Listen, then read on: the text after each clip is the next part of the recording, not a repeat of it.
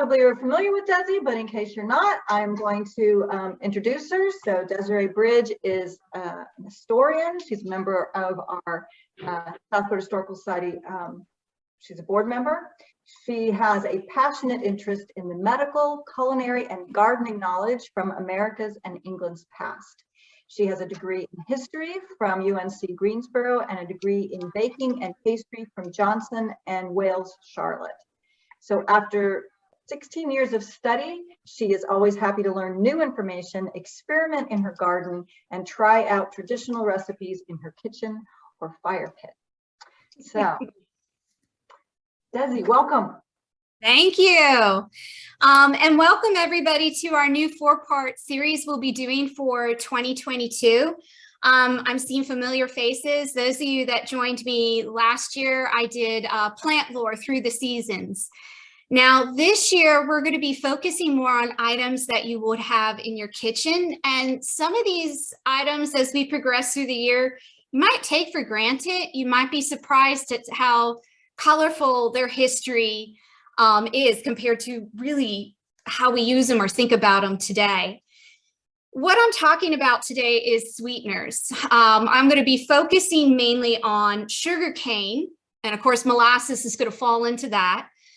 Maple syrup and honey. There'll be some secondary characters. Let's say maybe some beets will work their way in, some sorghum, but those three are the ones I'm really going to be focusing on in our talk. And there is a lot to cover in a short amount of time. So I'm going to try to streamline it as best as possible. I'm going to try not to bog you down with too many dates, although I have to admit sugarcane, it comes with a lot of dates, but they're very important dates because sugarcane starts out with kind of a quiet history. And then sadly, as we progress into the 1400s and on, it's going to have a very dark side to its history. Your maple syrup and honey, just as important, just as fascinating. At the end, I will go over some recipes. I'm going to mention 2 books that I highly recommend if you want to try traditional recipes, one of which I will say is beneficial if you purchase it for the Southport Historical Society, I'm just saying. I'm going to do questions at the end too. So if you think of a question as I'm going along, please either write it in the chat box and we'll get to it at the end, or just write it down on a piece of paper if you've got it. All right, first up is sugar cane. And I'm going to be focusing on the breed that is typically used in processing sugar today.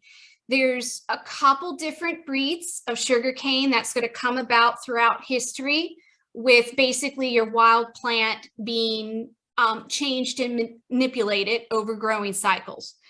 The sugarcane I'm talking about, if you ask a person where it originates, they might say India. They might say the Caribbean, and you're actually wrong. The sugar cane I'm talking about is actually the space cane. First domesticated. Is actually domesticated first in New Guinea, and it was domesticated mainly as fodder for pigs. So it's not saying people did not enjoy the taste of sugarcane, but they weren't necessarily producing it on a level we're going to see later on for human consumption. If you ever want to fall down a rabbit hole, look up the farming practices of New Guinea. It is amazing. And modern scientists today are actually looking at that country and the highlands and their permaculture and how throughout their history, they have basically approached farming in a way that they are not endangering their ecosystem. So they're giving back as much as they're taking. In 10,000 BC, they started up irrigation. So we tend to, when we think of early farming practices, your mind might go to India, Mesopotamia, the Minoan culture, Egypt, but there are other cultures globally that were doing some pretty important things early on in prehistory. And like I said, if you get a chance, look up New Guinea. It's amazing what they're doing there. Early seafarers that come to the island are going to start taking that sugar cane, and it's going to spread out to the Philippines. It is going to make its way to India, and it's important when it gets to India because in 100 AD, they start changing the practices of how they're cultivating their sugar cane. So they're crushing it, they're starting to create mills, and they're going to be boiling the liquid that comes out of the cane to crystallize the sugar. So you're basically seeing the beginning of crystallized sugar and a byproduct, which is going to be your cane syrup, or let's say your molasses. Now, a lot of folks will ask, what is the difference between cane syrup and molasses? One, if you look at them, there is a difference. Your cane syrup is the first boiled syrup, so it's lighter in color. It's a more delicate flavor. Your molasses comes from your second boil. At that point, you're having what is called the Maillard reaction, which is almost an intense caramelization of items within there, like your proteins and your sugar. So hence the darker color that you end up getting, the almost burnt flavor. You will see the Maillard reaction also occur on bread when you brown it. So if you've ever gotten your crust and it has those dark, flavorful bits that you like, that's the reaction that's occurring to cause that color. Throughout history, molasses and sugar are going to be about the same price-wise. A lot of people will ask, what's the difference between brown sugar and white sugar? Well, white sugar is basically where you've extracted as much of that syrup out as possible. Brown sugar, if it's raw or it's not been refined, still has bits of the molasses in it. A lot of times today, you will actually see them taking white sugar and putting the molasses back into it, hence light, medium, or dark grades that you might buy at the grocery store. So we see the origins of sugarcane in its different forms coming about in India. And again, I mentioned earlier, other types of sugarcane, they're going to other parts of the world. So you do see some processing going on also in Taiwan and China during this time period. Now in 327, you have Greeks and Romans starting to come over and they're like, hey, this is kind of neat. What is this plant? They take it back over to the West, but we don't really see sugarcane being consumed as a sweetener. You have honey at this point in time that you can rely on. And even in India, though you see it once in a while for the elite being a sweet treat, it's primarily used in medicine, whether you're making almost like what we would call a lozenge today, or what you might use for a cough syrup. The whole thing that Mary Poppins says, sugar makes the medicine go down, it's true. If you look at not just modern medications, but some of the older medications, some of the things you would have been consuming, you wanted that sugar in there to make it a little more palatable. In fact, Alexander the Great, back to the Greeks and Romans going into India, one of his generals actually mentions sugarcane while they were over in that area.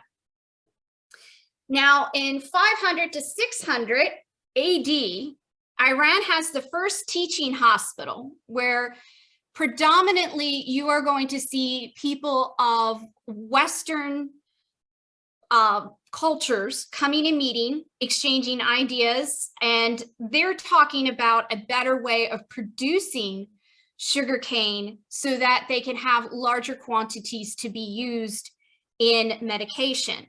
Sorry, again, we're going to go through a lot of dates right now.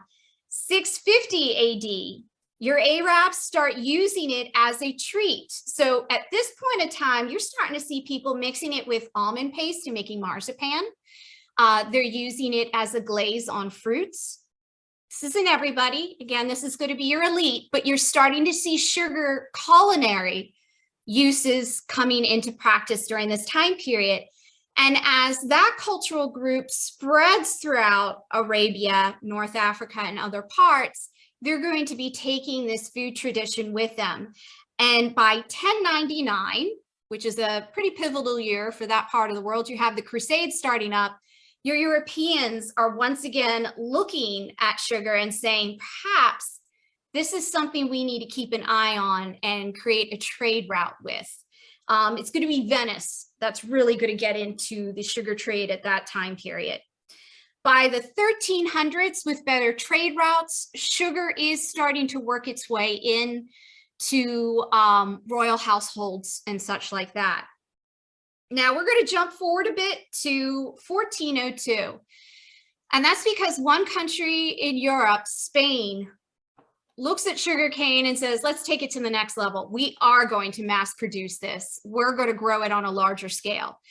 And they do this by planting it in the Canary Islands.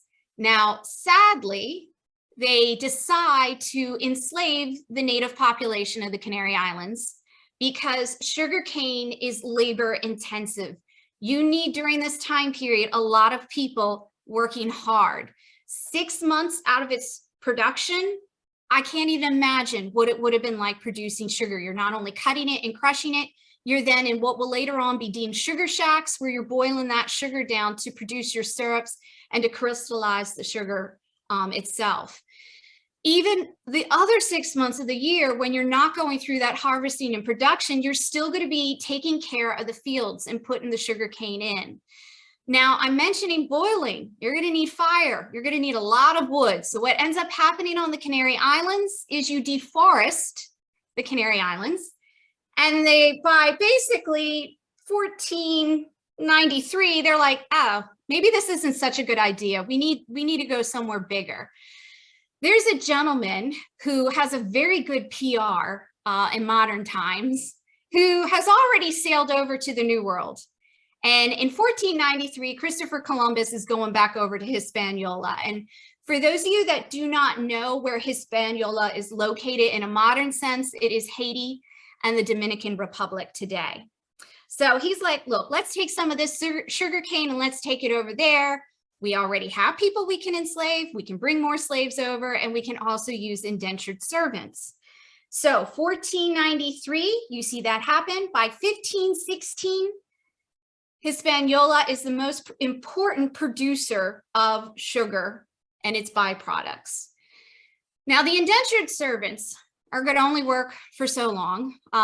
You see that happen throughout early colonization. We even see it here in the States. A lot of times, these folks come over, they work so long and say, I don't think so, and they leave.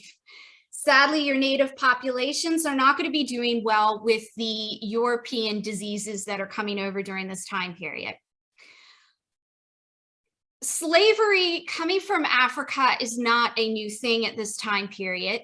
One thought process of why you see it increasing quite a bit, if we go away from political and other thoughts, is the fact that your Africans are often, they had the same diseases that you see in Europe through trade, through just basically ebb and flow throughout history.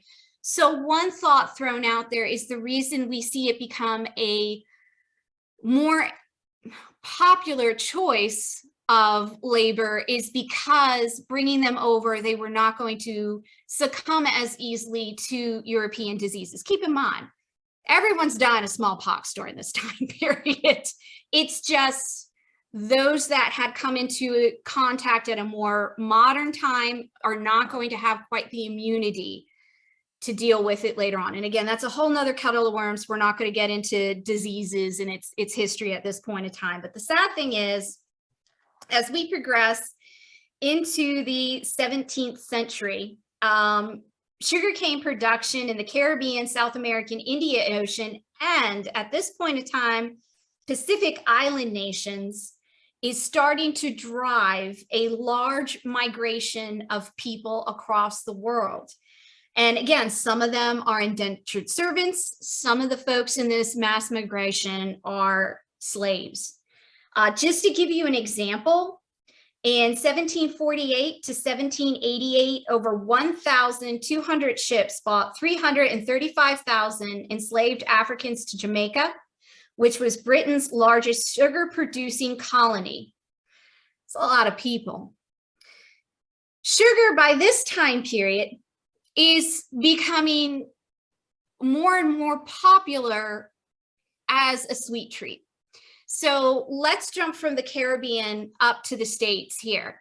your folks that are living on the coast, port towns, are going to find it easier to acquire sugar and its byproducts. But that said, one of the things you see with early colonists is once they settle and they start moving into the interior, they're making sure you can get from point A to point B as easily as possible. So it may take a little longer if you don't have a reliable river going inland or such, but there are still trade routes in the interior of the states that are going to be making up the 13 colonies in all, or on. For instance, coming down from the north into the interior backcountry North Carolina, you have the Great Wagon Road, which is going to go down past what we call Winston-Salem today.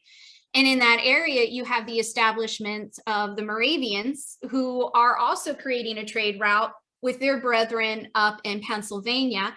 And that is going to spread out to various areas, whether you're going into the mountains or the Piedmont. And again, down here on the coast, we have our port towns, but we're also very close to Charleston down here. So you're going to have things maybe brought into Charleston and then brought upland, or you could have them maybe try to ping up onto our coast, which is, I think we all know, notoriously grouchy when it comes to early port towns and trying to establish them with those shifting shoals off our coast. Now, sugar is not arriving to you during this time period in its wonderfully powdered form. You're getting it rock hard, whether it's a sugar cone or a sugar loaf. Sometimes it is wrapped in blue paper, which you would then dip in hot water to extract the dye if you were doing home dyeing at home, especially if you want woad or indigo, blue colored items. To crush up your sugar, you're going to knock off pieces and use a mortar and pestle. If you don't own one of these, mortar and pestle. You could also use a rolling pin, but most people had a mortar and pestle back then. Once you ground up what you needed, you can then use it in your cooking and baking. People are using sugar. They are starting to acquire a sugar tooth, but you're not really seeing sugar consumption on a level we see today. Again, just because it's not produced on a level that we're used to. Now, back to slavery, you do have individuals who did not agree with it, and they are trying to pass bills, laws, anything they can to abolish slavery. One thing they decide to do is basically hurt slavery in the slave industry by not using products that might be slave produced. So sugar is going to be one. So we actually see people resorting to maple syrup and honey again. They had both kind of fallen out of practice as a way of protesting the use of sugar and what it was basically doing to a whole population. In 1747, beets are being looked upon as a sugar substitute. We tend to think today that whenever you see beet sugar, it's a modern thing. It is not. It dates from the 1700s. And this is just a little side note, but this is, I find, very fascinating. Napoleon was actually a proponent for beet sugar during the wars, because they're having a hard time getting in sugar. But, you know, he thought it was a good thing. Sadly, after the wars, once sugar became more popular again, you don't see the beet sugar being quite as readily used as today. I've had people ask, well, how did that affect Josephine? Because that was Napoleon's great love. She comes from a sugar plantation. Surely she would not have been happy with them using a sugar substitute. Josephine did come from a sugar plantation. Her father did a very good job of squandering all their fortunes, so she was not actually that wealthy. Their house was taken out by a hurricane. They ended up living above the sugar shack. So thank God she had the connection she had to get her out of that existence. She was not one of these sugar plantation owners that you will see of later on times where they had a large plantation and they invested properly. That was not her family's background.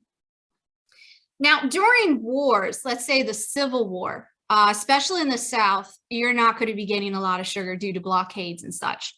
So that's when we see grass coming into play quite a bit, sorghum. And keep in mind, sugarcane is also a grass.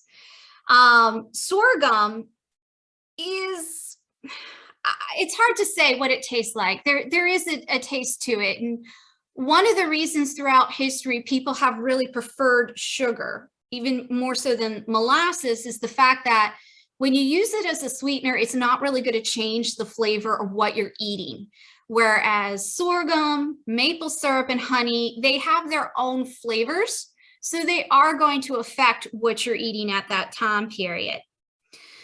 Sorghum actually originated in Africa, so it is not a native plant to the South. It is not high in nutritional value. It actually does require an extensive labor force. So we see it once in a while when sugar is a shortage kind of come into popularity. But really by World War II, we see sugar or sorghum kind of drop off. And today it's one of those items that is still available. But because it's not really a sought after commodity, you don't see production going into it like you do sugar. Now, what is really going to advance sugar is 1864 in Long Island, Williamsburg creates a refinery. It is the most advanced refinery for that time, and sugar production is just going to go. And it's really going to be in the 1900s. You see Domino Sugar brand come about. The more and more we're able to produce it in a short amount of time, it's just basically going to win out over maple syrup and honey. It just, by our standards today, it is an easy crop.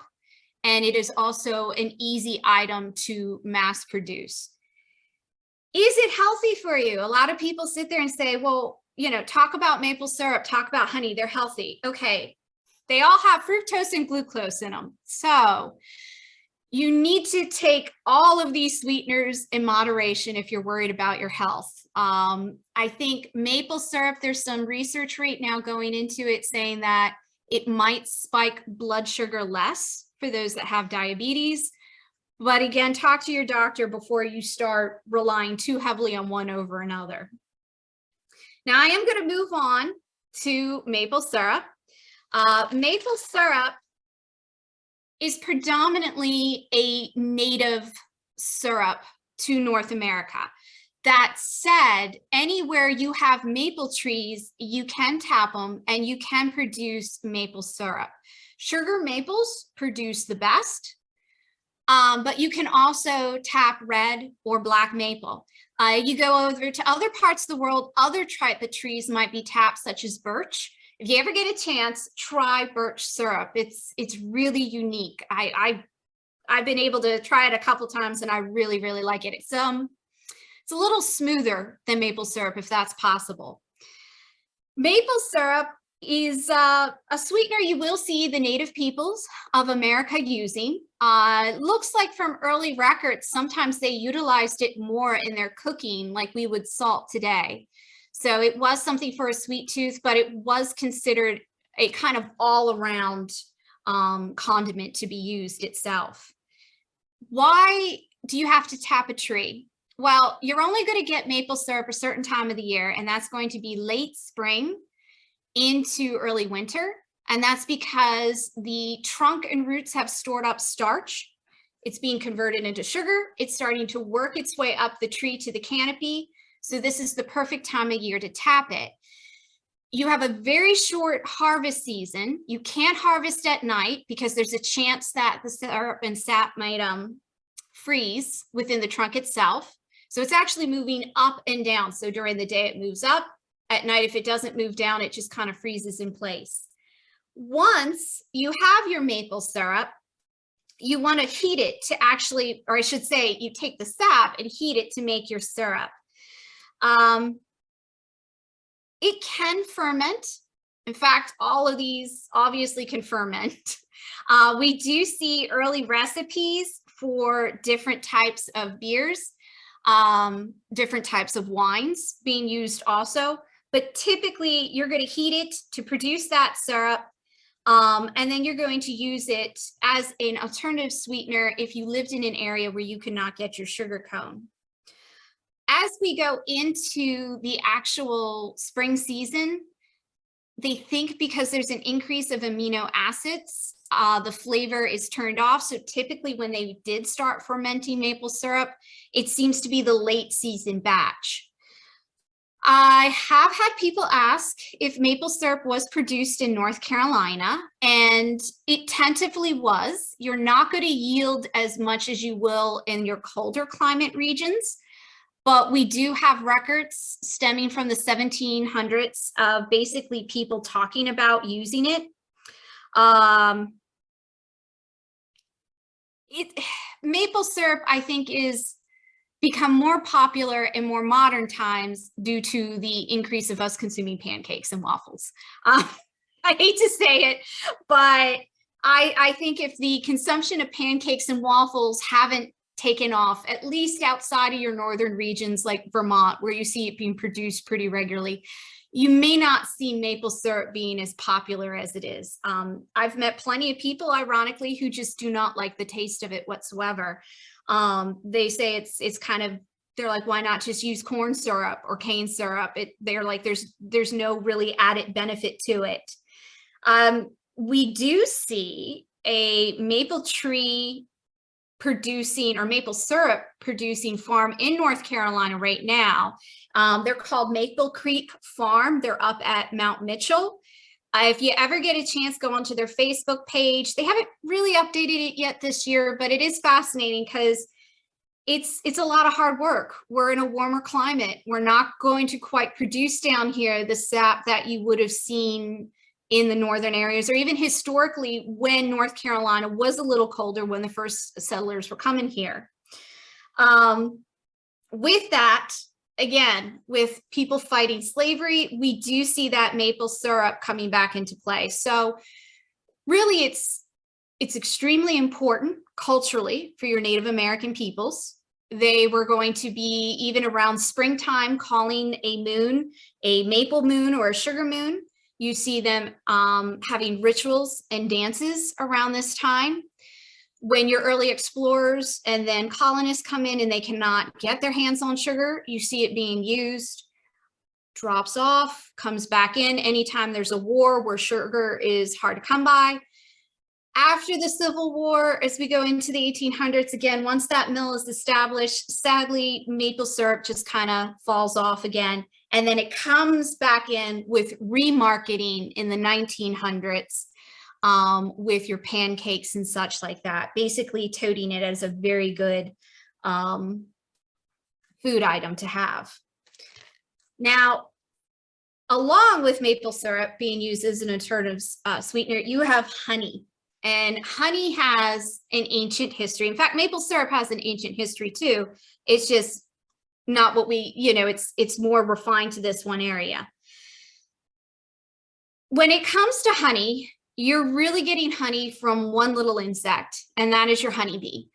Bumblebees, which are native to America, can produce honey. They live in a colony. In fact, they're the only social bee native to America, but they don't produce enough to harvest. If you're going to harvest the honey from a bumblebee colony, there's a good chance you're going to kill off the bumblebees. Whereas your honeybees, those little buggers are producing so much, you can extract some of the honey without causing the colony to collapse. There are 20,000 different types of bees in the world. They're all very important for pollinating. But again, if you want honey, you just want the honeybee. Honey, it's first kind of noted for medical practices back in 2,000 years ago. Well, I don't say first, but it's noted in Sumerian records in the Euphrates Valley, Mesopotamia, that area, 2,000 years ago as a tropical treatment. And in fact, typically when we see honey being used in medicine throughout its history, it's going to be used as a topical treatment, whether it's for acne, healing cuts and wounds, burns. We do see people digesting it for medical reasons, but really it was considered kind of the cure-all for anything that was wrong with your skin, or if you had something that looked like it was becoming infected. And honey is antibacterial. It's also believed to be antiseptic and antimicrobial. You can ferment it into mead, but honey has a lower liquid hydration point, so you need to increase your water within the honey to actually use it in the fermenting process. So the Egyptians, because it has these preservative properties, were also using it for embalming. There are, if you look at their ancient texts, they talk about mixing it with wine and milk. And in 1770 BC and 1550 BC Egypt, which is Bronze Age, that is way back in the calendar, they're mentioning honey being used as a treatment in medicine.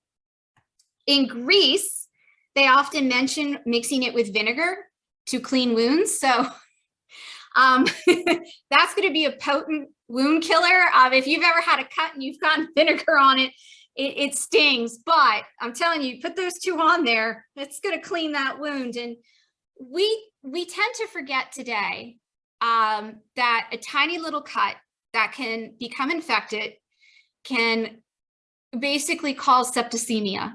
You are going to see throughout history, and even sadly today, in areas where people are not able to get their hands on AAA antibiotics and such, infection is a big killer of humankind. And it's amazing when you look back through records, someone having a small cut or wound, and it just festering as quickly as it does, and basically killing a person as quickly as it does. So it doesn't surprise me that a lot of times when you're looking at medical treatments, a vast majority of them are things they're trying to use to clean wounds. Now, 3,000 years ago, they believe Israel has the oldest beehives established. So you're starting to see people maybe relying more on cultivating beehives or harvesting from domesticated, I hate to say the word domesticated, but bees that basically you're corralling, over going into the wilds and harvesting honey from wild nests out there. Honey doesn't really, or I should say the honeybees don't really arrive to us until about 1622 in Virginia. That's the first time we see the honeybees come in. They like the area. There's plenty of food for them, and they start spreading out. Excuse me, just to give you a good idea, honeybees arrive on the East Coast in 1622. By 1853, honeybees are all the way over on the West Coast. So once they pretty much got in here and established themselves, they quickly worked their way across this country. In 1639, there are actually wild colonies that are being found in Massachusetts. So that to me amazes me that in 1622, we bring them over.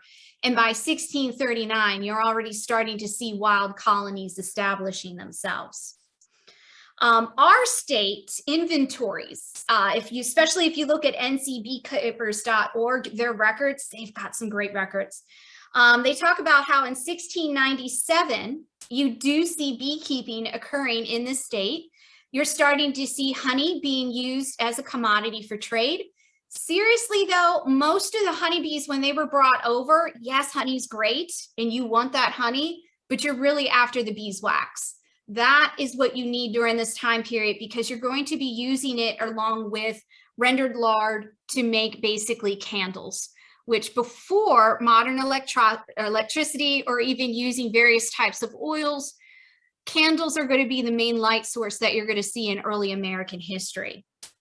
In 1767, it's even noted in records that Governor Tryon went out to Bethabara, which Bethabara is over by Winston-Salem, Greensboro area, just to see how the beekeeping was going on there. On the East Coast here, you see people talk about going out and harvesting wild honey, but, and I'm not saying this is, it could be I've just not seen a lot of records. On the East Coast, again, you've got a lot of trade. Sugar by this time period, by the 1700s, it's really ramping up, and you're really starting to see sugar as the preferred sweetener. honey's there, and typically the folks that are using honey are those that financially cannot afford sugar, cannot acquire it, or they might be using it for medicinal treatments when it comes to home use.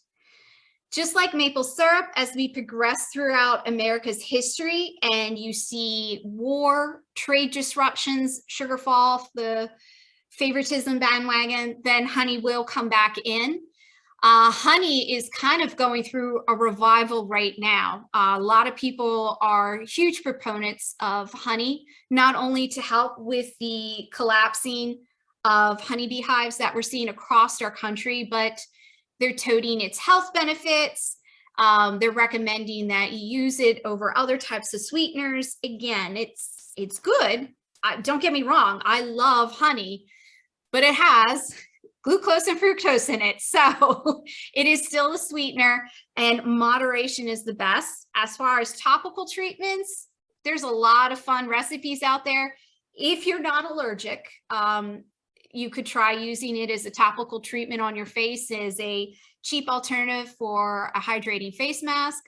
There are all kinds of recipes for using it in your hair. And in fact, if we ping back to Bronze Age Mediterranean life, not only is olive oil used topically as a moisturizer and a treatment, you do see records of course, milk and honey, but honey being used as basically a treatment for hair, for skin, all kinds of things. Honey is a wonderful, amazing sweetener to have. Now, by 1852, something's invented to make honey production easy, and that's the movable bee frame. So by this time period, you're able to kind of just pick up your hive and shift it without causing too much problems. It's also going to be easier to extract the honey and the honeycomb without endangering the bees inside. Those beautiful wicker ones that you see oftentimes historically to get to the honey, you will see records of them destroying the whole entire hive just to get that honey and beeswax out. And then basically hoping the queen survived, and maybe some of the worker bees, and we could go on from there. Whereas the movable frame makes it easier to get what you want without losing a healthy colony of bees. By 1855, bee honey production is rated as pretty important to North Carolina families and North Carolina farming. Now, as a double-edged sword, we do rely quite heavily on honeybees for pollinating, but there are other very important native pollinators that sometimes get forgotten or kind of thrown to the side for the plight of the honeybee. We have to keep in mind that honeybees are great and wonderful, and we do want to support them and keep them going, but your bumblebees, your leafcutter bees, they're all just as important. And just on a side note, this time of the year, because we did talk about gardening and stuff last year, if your yard still looks a little rough, you may want to leave it alone, because you'd be surprised how many solitary bees are actually hibernating right now with their babies, their little eggs and larvae, in maybe reeds that you have. You might have debris off to the side that's been there since, let's say, the fall, some leaf coverage. Just kind of, I know your yard may look a little sad this time of the year, but just leave it alone a little bit, because you'll be surprised how many solitary bees are hibernating down there. And just because I love this plant so much, and I felt I needed to work it way into at least 2 of my talks this year, the dandelion. Do not pull that from your garden. Let the dandelion go. It is a wonderful early food source for your honeybees, for your other bees, and also if you have any wintering hummingbirds like dandelions too. So maybe if I can't win folks over with bees, I can win them over keeping the dandelions with the hummingbirds themselves. When it comes to honey today, honey production, you've got legit companies. Do be careful where you go. Most beekeepers are going to be aware of the area that their bees are going to be getting their nectar from. There have been records in the past of bee colonies, harvesting mainly from rhododendra, which will lead to a not so good honey to consume. So if you are out and about and you find someone selling their honey, just ask where their bees are pretty much going to. They may not have a great idea 100% of what trees they're going to, but they'll know if there's a, let's say, a group of rhododendras nearby. So that was a lot of information in a short amount of time. And I think in the future, if I do this one again, I'm going to have to break it down to each one having its own little talk. But I want to take the time now to move on to the recipes that we have for y'all to see. And that way, if you have any questions about the recipes, you can ask about them at the end.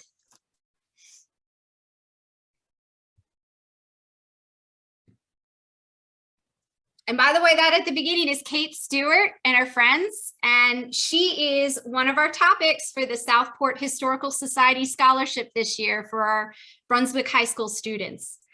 And I can't wait for those papers to come in because she is an amazing person. All right, first slide. So we've got our honey there, and then we've got honeycomb. Honeycomb is edible. I highly recommend getting your hands on some and eating it, especially with cheese and crackers and fruit. It's you feel like you're eating like a royalty of the past. It's amazing. All right, next slide. All right, honey cake. This is from a 1796 recipe. And with honey cake, you're going to be weighing out your ingredients using scales. So you're going to have 6 pounds of flour, 2 pounds of honey. That's a lot of honey. 1 pound of sugar. Again, during this time period, you're going to be taking that sugar cone and grinding it up in a mortar and pestle. 2 ounces of cinnamon, 1 ounce of ginger, a little orange peel. Depending on the time of the year, it might be fresh or it might be dried lemon peel. 2 teaspoons of pearl ash, which is a leavening agent that was used just like hartshorn, another leavening agent used before you see baking powder and baking soda becoming more popular. 6 eggs, dissolve in milk, put the whole together, moisten with milk again if necessary, and bake about 20 minutes. This is going to be a relatively stiff cake when you're done. A lot of your cakes historically, before we really get to your baking powder and baking soda coming about, are going to be denser cakes. So they're going to be along the lines of like a pound cake consistency. Next slide. All right, that is sugar cane. So the whole time I was talking, if you're wondering what it looks like, that's what sugar cane looks like. You could cut it and chew on the end, and it's going to taste nice and sweet. In fact, if you go to countries today, some countries, that is considered a fun street fair treat, is to just go and buy a chunk of cut sugar cane and just start chewing on it. That is what you're going to be crushing to extract out your syrup. Next slide. That is kind of a strange mash that is left over from your sugar cane. You can see this being used as a mulch with farming historically. You can also see this sometimes being fed to animals. You're going to have a lot of this byproduct as you're crushing and processing your sugar cane. Next slide. All right, syrup of violets. I went with this one because violets are a flower that you would be able to find during this time period. Not only were violets a popular flavoring ingredient for frostings and cakes, think of maybe you might have had a rose cake or a geranium cake, but violets were also used internally for medical problems, typically sometimes for heart, anything blood related. They thought violets would be a good ingredient to have. And this is a recipe from the 1500s. So I included this just because I love reading things when it's kind of done in Old English. So you're making a clarified sugar, basically a simple syrup, which is going to be equal parts water and sugar. You get it to where you have a good thickness. So it's basically kind of think of a maple syrup. You're then going to put in your fresh flowers. Mainly it's the petals you're going to be interested in. You do want to cut away the white ends because the white ends of those flowers are going to be a bit bitter.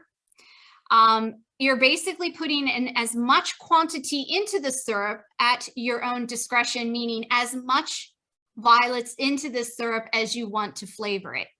You're going to infuse for 24 hours in a warm space, strain, add more violets, and you're just going to keep repeating this process until it's reached the strength of taste that you prefer. Then you're going to put it over a fire and simmer it. And you're just kind of concentrating it down a little bit. You're adding some lemons, but you do not want to add too much lemon to this. You want a little bit of a bite, but you don't want to end up having a lemon flavored simple syrup at the end. You would then put this in a clean container and it should keep for a while. Once you create a simple syrup, outside of it maybe starting to crystallize, which you would just heat it up again, it is one way of kind of preserving items and it will last a long time, especially if you're storing it down in your cellar. If you had a cold house, I've even had people tell me that they remember great grandparents up in the mountains of North Carolina having a well and having almost like a bucket with a lid that they would put things in and drop it down into the well, not into the water, but where it was cold enough, it would keep things nice and cool. Next slide. Izzy, I hate to interrupt you. I just want to point out, I love this recipe and I especially love the last line where it talks about adding the juice of lemons. And it says, it doth greatly increase the beauty thereof, but nothing at all the virtue. I don't think I've ever read a recipe like that. So.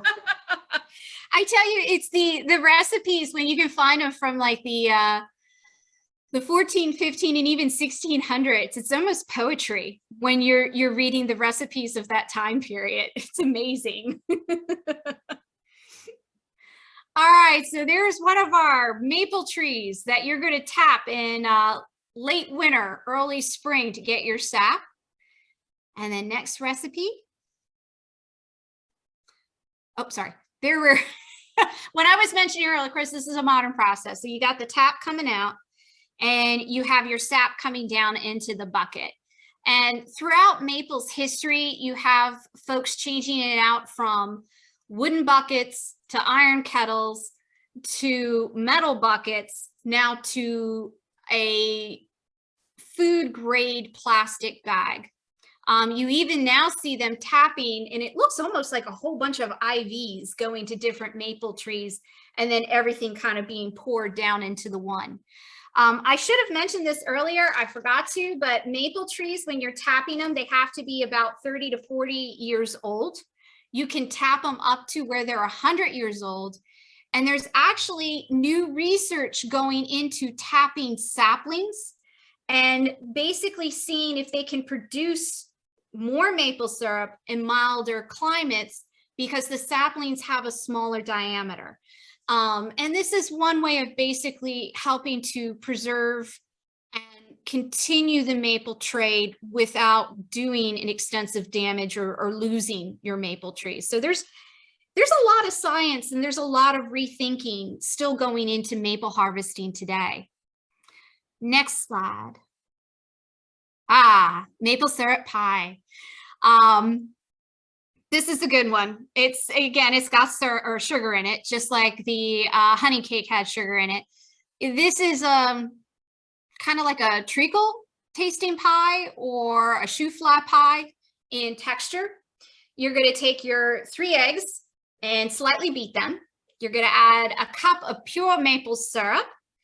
You're going to add in your packed brown sugar, half a cup, 2 tablespoons of butter, melted, but make sure it's a little cooler. You don't want that too hot going in.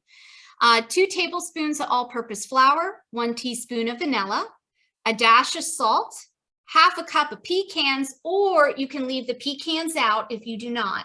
If you leave the pecans out, that's going to be closer to some of the more original maple syrup pies in colonial time.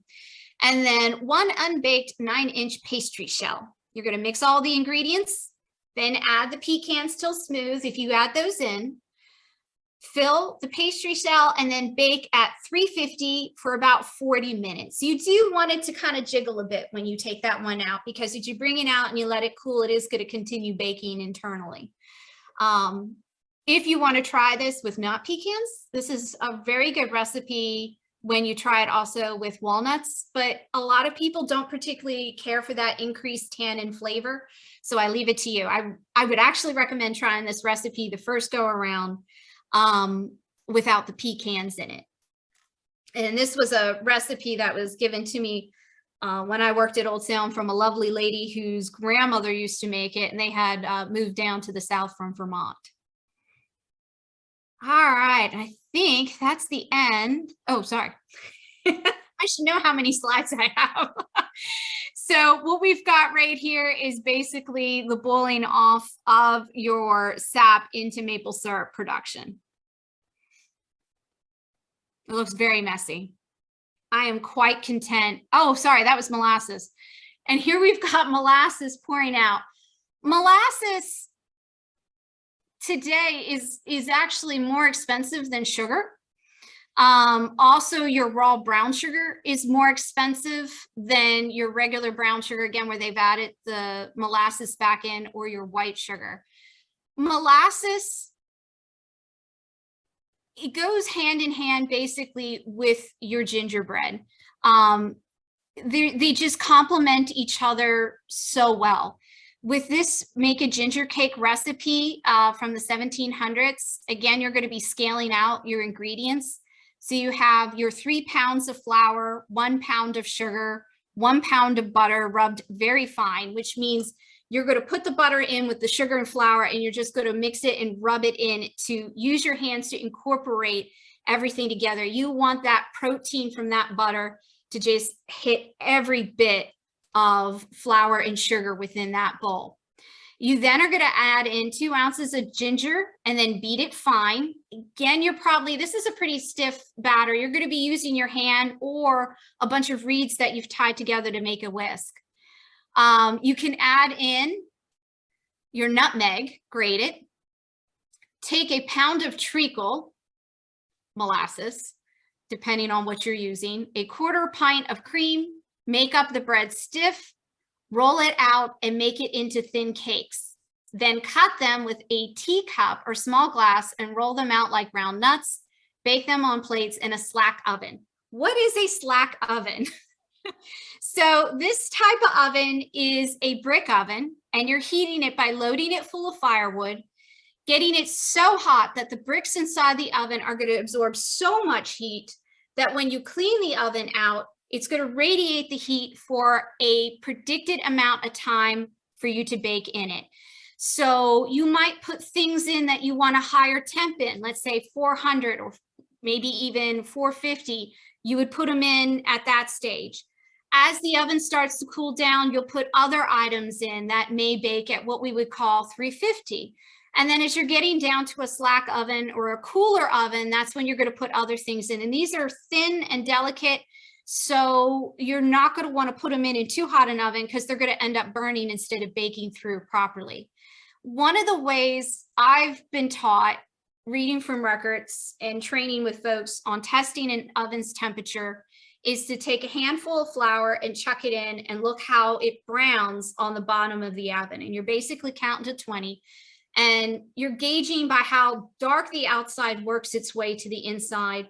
You will also see folks today who work with brick ovens regularly being able to just stick their arms in, go, okay, that temperature, pull their arms out and progress. It's not to say we don't still rely on laser thermometers. If we're feeding the public, we do, just to make sure we're at the right temperature.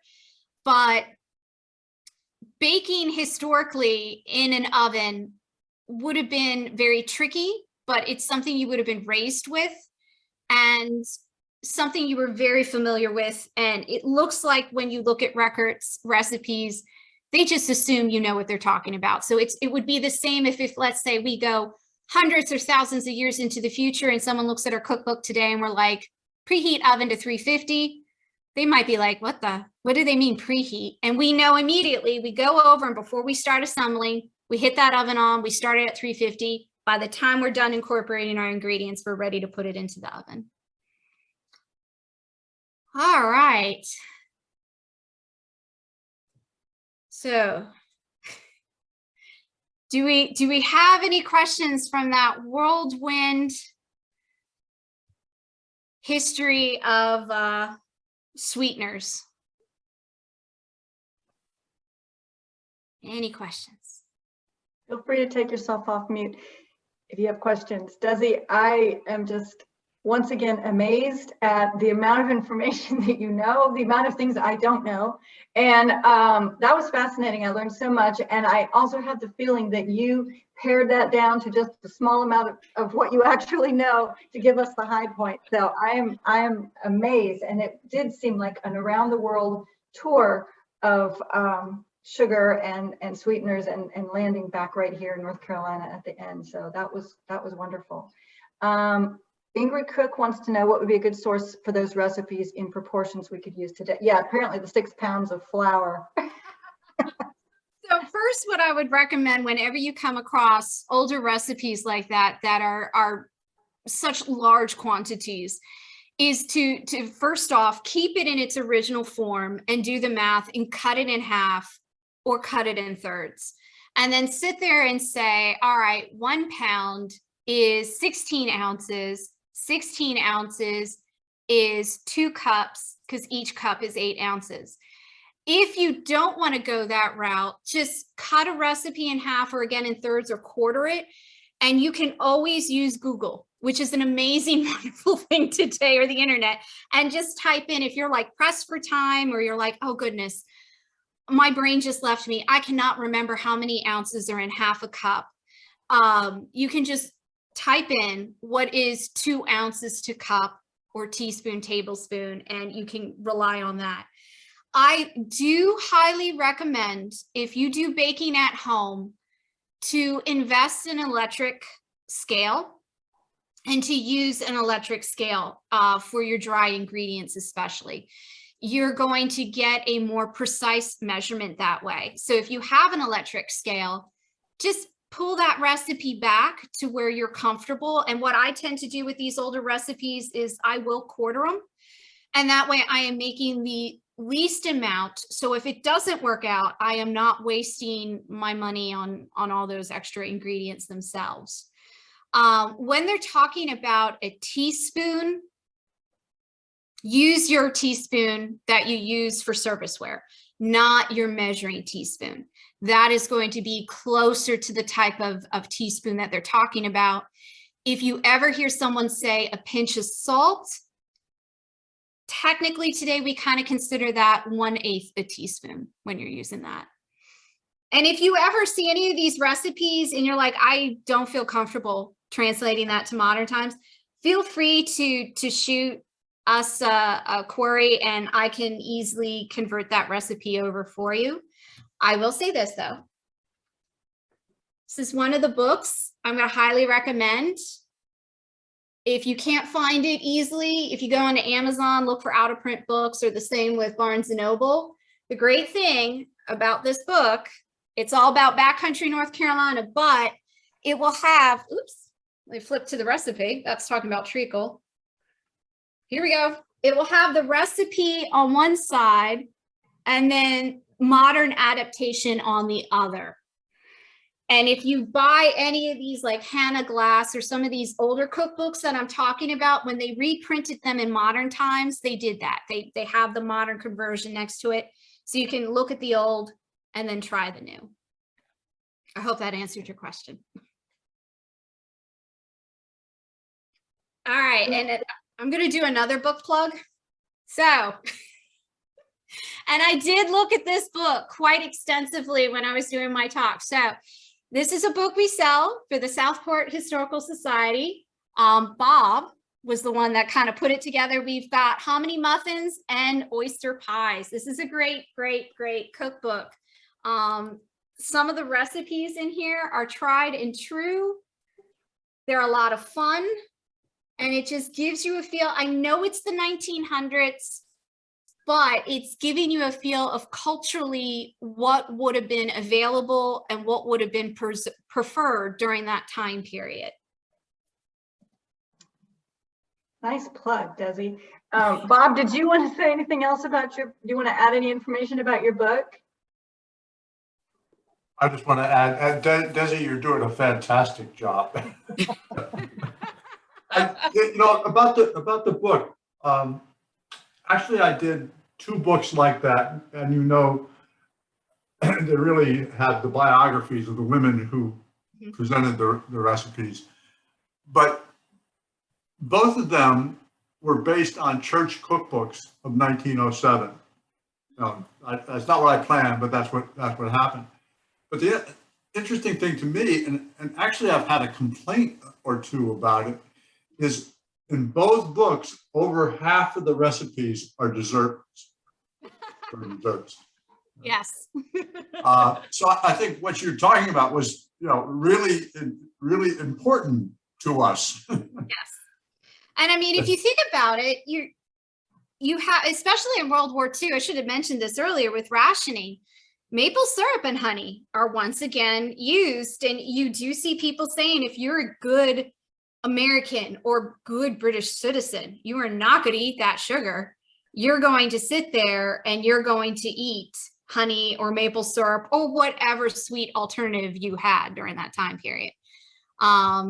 It's just something you can't, we have a hard time relating to, although I say that with COVID having gone around and us not being able to get our toilet paper, perhaps we're a little more able to understand how people feel having limitations. But really, you have to go to poor areas in America, or you have to go to countries where trade routes aren't quite established to really get a feel of how people were living, in the sense of what you had, you're going to cherish and use. That said, there were people back then like today that I'm sure got that sugar cone, were having a bad day, knocked a chunk off and probably chewed on it. So I don't think it was always locked in a sugar box and only used. People are people. We don't change throughout history. Rarely we do. Desi, I know years ago there was quite a media situation about the honeybees and how they were dying off and how it was going to affect food source and that type of thing. Have you heard lately if there's been any improvement in that situation? It is still a very worrying trend, because it was popularized. We saw a lot of people turning around and taking note, and there's been a lot of scientific research going into it, nonprofits coming up and about to help stabilize bee populations. You're seeing farmers rethinking pesticides and insecticides, which could be one of the main factors for it. And then you're also seeing companies like Savannah Bee Company, who are known for their bee produced products, stepping up and saying, all right, we are going to bring public awareness to it. So it's still there, and it is still a concern. That said, it's being noted by the public, and people are trying to take the steps to fix it. It's just, sadly, we're seeing this being a problem with all types of pollinators in America, not just the honeybees. So the next step, and we're seeing this also in Britain and Europe too, the next step is we need to also see what is going to happen if we lose a lot of our native pollinators at the same time. We have to kind of divide the love between the two. But yeah, it is still a bit concerning. Now, one thing I did look into, this is kind of off track, but I was just curious, what do we do with honeybees during a hurricane? And there are actual beekeeper websites that say, this is how you protect your hive during a hurricane. And they talk about tilting the hive, making sure it's stabilized and it's not going to tilt over. I did like one where they're like, please, please, please do not bring the bees inside. Like, do not bring the bees inside. It will not bode well for you. And the only thing I can fathom is maybe they left their home, brought them inside, and the bees went, this is kind of cushy, and got up into the vents and basically decided to live in the home with the people. But not only do you have the North Carolina beekeepers.org, but just typing on the internet, there's, what is the one website? I was actually reading it this morning that talks about how you can help pollinators. It is, give me one second. It is invertebrate conservation. And just on this one website, I found 5 ways to increase nesting habitat for native bees. They talk about how to help with your honeybee population. And one of the biggest things you can do at home is just not use pesticides and insecticides. Like I mentioned, leave plants you may not particularly like, but look them up and see if they are an important nectar source for your early bees and pollinators. And just when you see a bee out and about, unless you're allergic, then please step away from them. But if you see a bee out and about, just kind of let it do its own little thing. That was a great question, though. Thank you. Thank you, Desi. Very well done. Bob, can you see? Desi, whether we had a couple of comments from the folks on Facebook. The first comment is 5-star performance and clapping. And then also the second comment was outstanding. And I think there's a third comment that both the folks on Facebook and the folks here on Zoom want to ask about, and that is, when are we going to get to taste some of these recipes? Yes, you know, I'm hoping it all depends on the flare-ups of COVID in our comfort zone.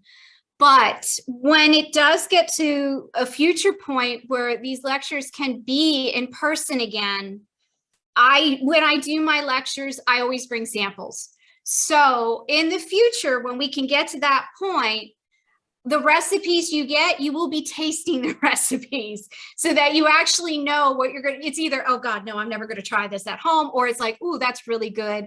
Let me try it. So, I'm biting at the bit. I think both Liz and Bob know I'm just so ready to get back out there and feed people. I think that's the point that Donnie Joyner's comment on Facebook will go way beyond outstanding, is when we get to that point there. Yes.